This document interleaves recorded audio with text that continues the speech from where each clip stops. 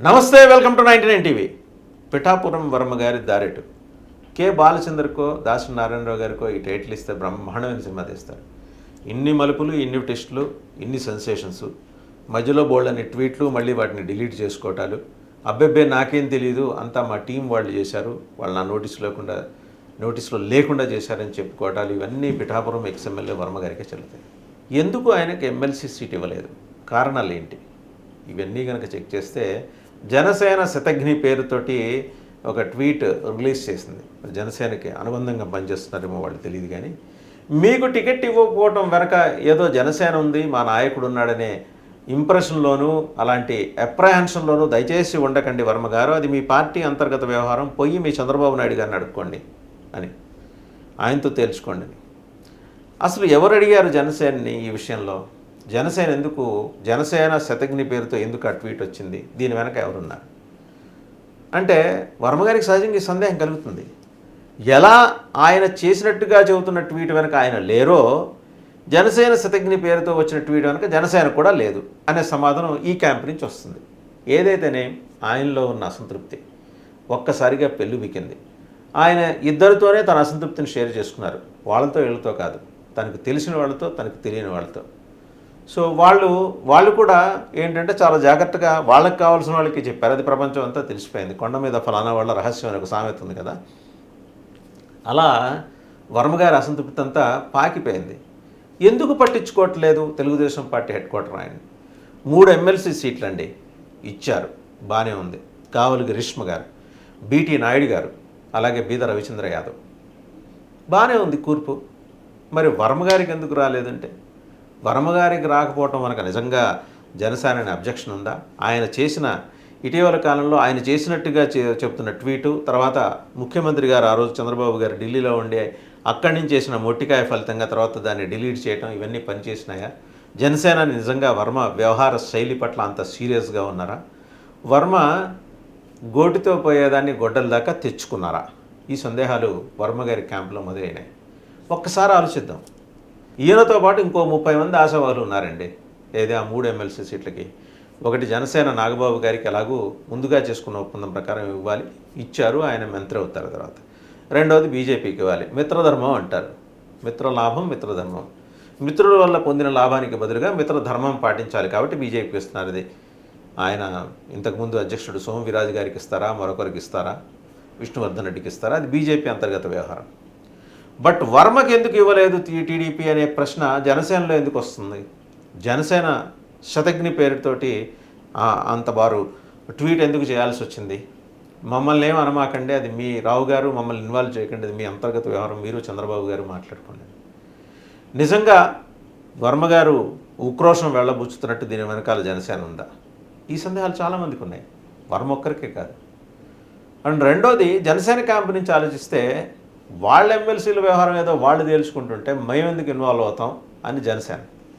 నిజంగా వర్మకి MLC seat ఇస్తే potential థ్రెట్గా Varma emerge అవుతారని ఏమన్నా జనసేన అని భావిస్తే దానికి అనుగుణంగా వారి మాటని సున్నితంగా మన్నిస్తూ ఆయనకి సీటు కాకుండా ఇంకేదైనా కార్పొరేషన్ చైర్మన్లో అకామిడేట్ చేద్దామని. ఎందుకంటే 6 ఏళ్ల పాటు కొనసాగుతుంది ఒకవేళ ఆయనకి సీట్ ఇచ్చి ఎమ్మెల్సీగా ఆయన గెలిచుంటే.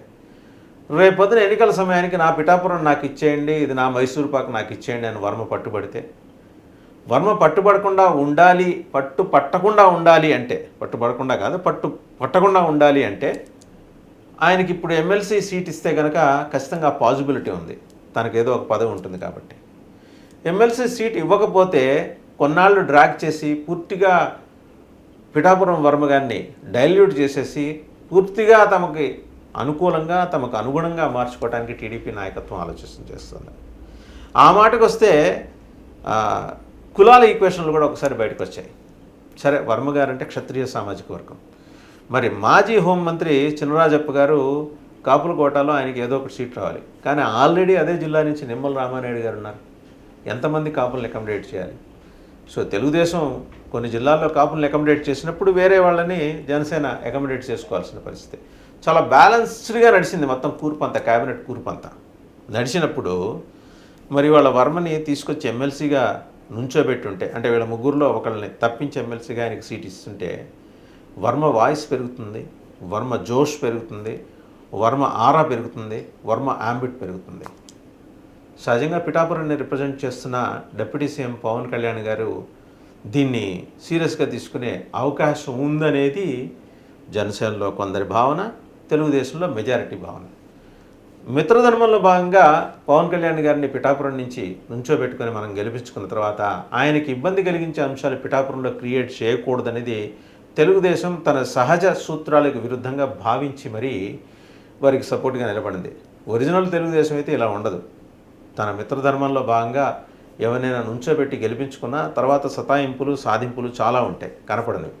కానీ ఇక్కడ పవన్ కళ్యాణ్ కాబట్టి తెలుగుదేశం కొంత సంయమనం పాటిస్తూ పిఠాపురం వర్మని కంప్లీట్గా కొన్నాళ్ల పాటు రెండు కాంట్రాస్ట్ పాయింట్స్.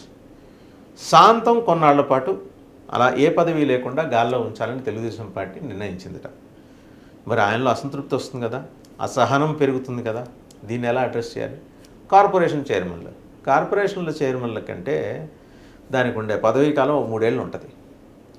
ఈ 3 ఏళ్ల పాటు ఆయన ఏమన్నా వెలగబడదామన్నా కార్పొరేషన్లకి పెద్దగా అధికారాలు ఉండవు, పెద్దగా నిధులు ఉండవు. అలాంటివేవో జాగ్రత్తగా చూసి ఆయనకు అప్పచెప్పే ప్రమాదం కూడా లేకపోలేదు.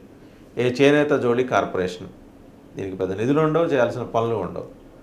పోనీ అలాగని ఆయనకి ఏమైనా పెద్ద పొజిషన్ ఇస్తారు అప్పట్లో వినిపించింది, టీటీడీ చైర్మన్గా పిఠాపురం వర్మ గారికి అవకాశం ఇవ్వబోతున్నారని. అది తప్పిపోయింది. తెలుగుదేశంలో కల్చర్ కూడా ఉంది. ఎవరికైనా ఏదైనా పదవి ఇవ్వకూడదు అనుకుంటే ముందర వాళ్ళకి బోల్డన్ని పదవులు అవకాశాలు రాబోతున్నాయి. చంద్రబాబు గారు చాలా సీరియస్గా పరిశీలిస్తున్నారు వాళ్ళని ఈ పదవిలో అకామిడేట్ చేస్తే ఎలా ఉంటుందనే దాని మీద. ఆయన సొంతంగా ఇంటెలిజెన్స్ రిపోర్ట్ తెప్పించుకున్నారు, అందులో వర్మ గారి పేరు మొదటే ఉందని. ఇలాంటి కథనాలు బోల్డని తిరిగినాయి. అయితే ఇవి ఆంధ్రప్రదేశ్ ప్రజలకి కొత్త కాదు. తెలుగుదేశాన్ని 40 ఏళ్ళుగా చూస్తున్న వాళ్ళకి ఇది ఎలాగో తప్పించే కేసే, ఇవ్వకపోవచ్చు అనే దాని మీద జనాలకు ఇంప్రెషన్ ఉంది. బట్ సిపాయిల తిరుగుబాటు అప్పుడు ఫార్ములాని ఇంకా తెలుగుదేశం ఫాలో అవుతూనే ఉంది. ఏ రకంగా చూసుకున్నా 360 డిగ్రీస్లో పిఠాపురం వర్మ గారికి అన్యాయం జరిగింది అనేది తెలుగుదేశంలో పిఠాపురం వర్మ గారికి కొన్న అనుయాయులు, వారి అనుచరులు, వారి అభిమానులకున్న భావన, ఇంక్లూడింగ్ పిఠాపురం వర్మ గారు.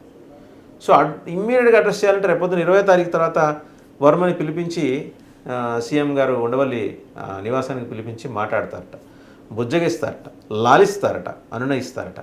మరి ఆ బుజ్జగింపు, లాలింపు, అనునయింపు వీటన్నిటికీ పిఠాపురం వర్మ గారు తలొగ్గుతారా లేక తిరుగుబాటు చేస్తారా? ఇది ఆయన అభిమానులను వేధిస్తున్న ప్రశ్న.